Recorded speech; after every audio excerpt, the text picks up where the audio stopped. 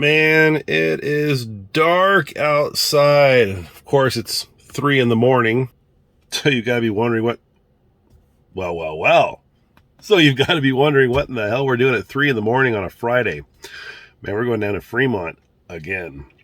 So headed down to a little shop on Osgood Road down in Fremont, just not far from where Tesla Cato Road is, where the actual assembly plant is. Might actually have to charge there, I think about it. We're getting some stuff done to Roxy here. So as soon as the sun gets up, we get some better lighting. I'll fill you guys in. But we have 229 miles. We're at, whoops, let me just show you. I want to hide the name of the place. So we have 3.5 hours to get there with it, which is actually going to be longer. 225 miles, arrival at 5%, and we are 95% state of charge. Stay below 70 to get there. Traffic down there is something unlike any first world problems I've ever seen. It is crazy traffic down there when you get into Fremont, when you get into the Upper East Bay side, down the 80 through like where Travis Air Force Base is in Fairfield. It's stupid. So we're gonna yeah, I got one before they went out. We're gonna stop and get some coffee. Might pretend we're a cop and get a donut. Don't know yet. Probably.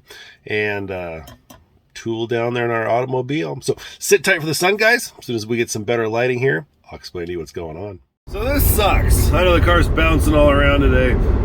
4 miles from the south, which is the direction of travel. And we're already down to 83%, and we've gone, I don't know, 30 miles. 30 miles? 30 miles. Did the same run last week, and we killed it. Our average watt hour is like 235, and this is a dual motor long range. We're at 296 right now. We had a 7-mile-an-hour tailwind last time. We got almost 240 miles, and I still have 20% left in the battery. So this is what you got to take into account for. The road's also doing this right now, so we're getting a lot more uphill than anything else. So the efficiency is going kind of down because of the headwind. So we're going to stop in Dunnigan and charge, which would be a cool rate your charge down there. And yeah, we're just killing it. No big deal. I-5 South is boring and it sucks. So you guys are missing nothing. But yeah, just, man, those headwinds, they sure take it out of you. So everything's running great. Car is moving perfect. And yeah, like I said, 296 watt hours per mile, man. Anything under 300 on a road trip is awesome. And we're also doing 71 indicated, which is 70, because I do need to kill some time. We're getting down there hella early, but I also want to beat the traffic. So forgot my breakfast, got my coffee. See you guys in Dunnigan. All right, we made it to Dunnigan. 10 stalls, 8 back into Poland, and a big old tractor blocking everything. Well, I mean, you can get in, but you got to work a little bit. We are 124 miles downrange, 306 watt hours per mile, 38 kilowatt hours used, and we arrived at 42%. Last week I arrived here like at 56, but we had a 7-mile-an-hour tailwind and it was 20 degrees warmer. So we're going to get out, get plugged in. We're going to link this. I'm going to do a rate your charge on Twitter, and I'll put that here in the video shortly. Stand by. All right, so we're here in Dunnigan, California, which is about 30 minutes north of Sacramento. 10 stalls, V3, 2 pull-in, 2 back-in. Let's get this thing charged up and see what it looks like.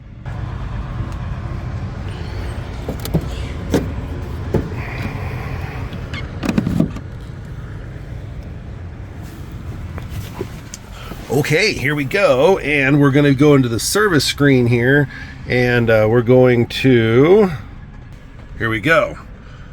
We are at 42% state of charge. We are pre-conditioned, and here's all the perts.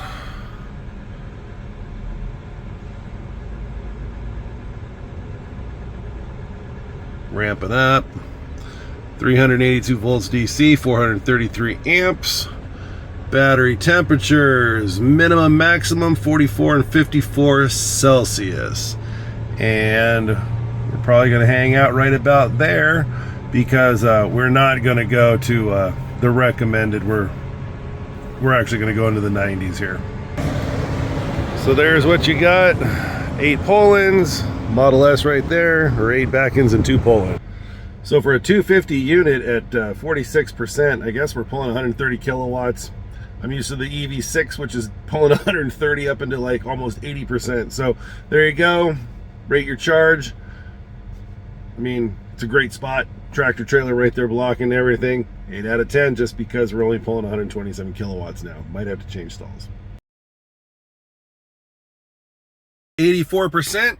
We should arrive down at Zev Centric at 37. We got 107 miles to go. That should be, yeah, we might be able to make it back. And here's what it cost to charge. 13 bucks. And I think we put, I think it said 40 something kilowatts back in. So we're out of here, and we'll see you guys on the 505.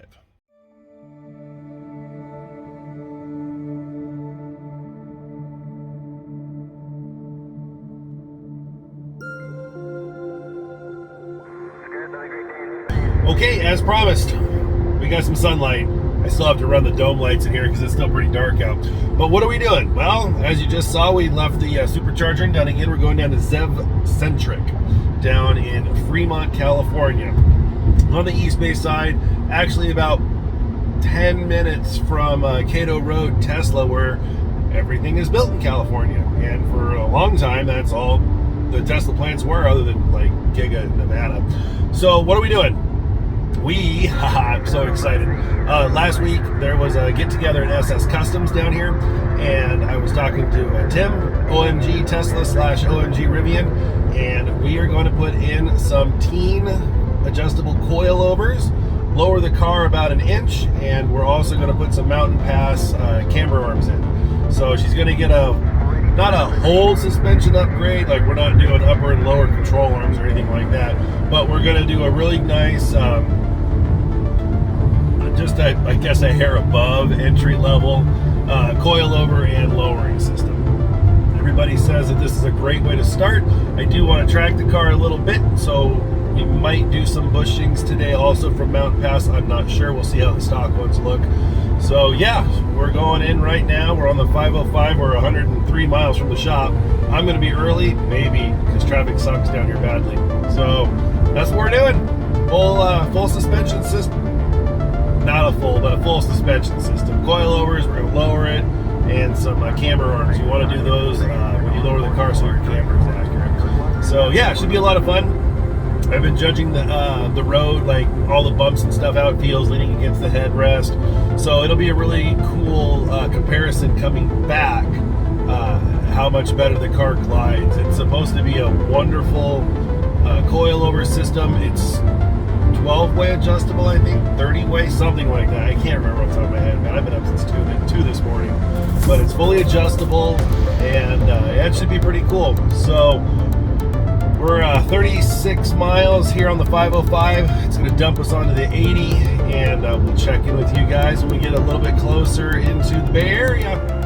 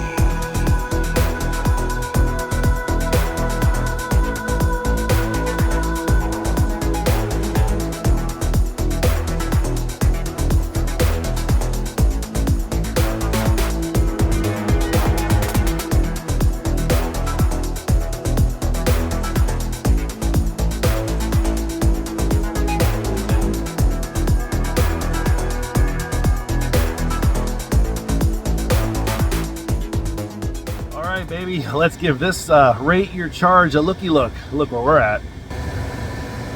Home base, Cato Road, the mothership, whatever you want to call it. These are 250 kilowatt V3s. Focus. I plugged in just I don't know, 4 kilowatts ago, and we're still not so wonderful. 45%. We were 41. We were originally pulling 160 kilowatts, and we're 110 miles downrange from where we were. But yeah, sales and delivery, manufacturing. They still need windshield wiper cleaners and a trash can out here. Enjoy your day, guys. All right, guys, we made it to Zev Centric Auto R&D, and per usual, I'm always an hour early everywhere I go, just because I can't tell time. Ha! No, it's Bay Area traffic, man, and I'm not getting stuck in this stuff. So we left hella early, man. I would rather sit here and watch Netflix in the car than worry about somebody rear-ending me. Stopped at Giga Fremont, Cato Road, whatever you want to call it. Charged up there. We're at 84%. Should get us home from here, especially with the temperature this afternoon as it starts to warm up. Battery pack will warm up. We'll be just fine. So sit here and hang out, and when they open up, we'll do a tour through the shop if they let us, and we'll meet Rishi, and I'm sure Tim will be down here, and see you guys in just a little bit.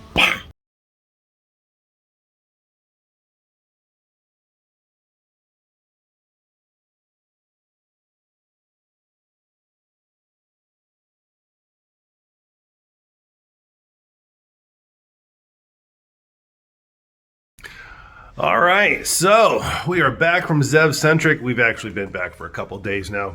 I wanted to let the car settle down and get its final resting place, if you will, based off of the new suspension on here. So I am absolutely found a stick on the ground. So I am absolutely loving these Tein Coilovers. We did those. We did the Mountain Pass compliance bushings, a couple other bushings, and the Mountain Pass brake booster brakes. There's a little bit of flex. It's either coming from the brake booster or the firewall. I'm not 100% sure. But this brace actually pins it against the firewall. So when you hit the brakes, the brake booster isn't moving. The car was there. Already had the car tore apart. What's another $180? So here you go. Total out the door was about $4,000, and that was for the install of the coilovers. They leveled it all out. There was a full-on, I can't think, alignment, oh my goodness. And the car just glided the whole way home. If anybody's familiar with California, you have the 505, which it's kind of a shortcut between I-5 and the 680, which takes you out of the middle of California and scoots you into the Bay Area. And the road is like this. The car just beelined right over it. You can feel the transitions between asphalt and concrete from a bridge, obviously. And, you know, decent grades you'll feel. It was smooth. My road fatigue, range fatigue, whatever it calls, because it's a 3.5 hour run down there. It was minimal this time around. You can really feel getting your ass kicked in the road on a stock suspension. So nothing but good things to say. Steve, Tim, Rishi, you guys are great. It's a little 3-man shop down there. I have nothing but good things to say. It's a business. You're going to pay business prices, and you're treated very fairly down there, and I feel that I got my money's worth. So let's take a look at how the car settled out. It's low. So there's your front wheel, and it's not tucked, but boy, is it close. And you can pretty much I can't get my fingers to the top of the tire. So it's less than 2 inches, but it just turned out magnificent. The back is pretty much the same, but the car sits pretty stinking level right now, which is kind of what I was going for. We tried to put wheel spacers on it, 15 millimeter, then 18 millimeter. These Martian wheels have some kind of a camber or chamfer, something inside the hub, so we weren't able to use Zev Centric's spacers. So I got a hold of Drew over at Martian. He's got them on his site, ordered those up. Today's Tuesday, Monday. I was kind of hoping to have them by the end of the week, but I haven't even got a shipping notification yet, so we'll see. Next road trip this weekend, going up to South Lake Tahoe and Sacramento just to go fart around. It's going to be another good road trip for this. I'm really excited to get it on some different roads and just see how she does with the suspension. But around town, man, it is amazing. I absolutely love it. So to everybody down at Zev Centric, Steve wrenching on it. Tim, give me a ride in his Rivian, my first time. Very cool. And Rishi, thank you so much, gentlemen. You did a hell of a job. You really took care of my car. And I will make damn sure to give you guys more business when I need it down there. So thanks for watching the video, guys. The South Lake Tahoe video is coming up. Should be fun.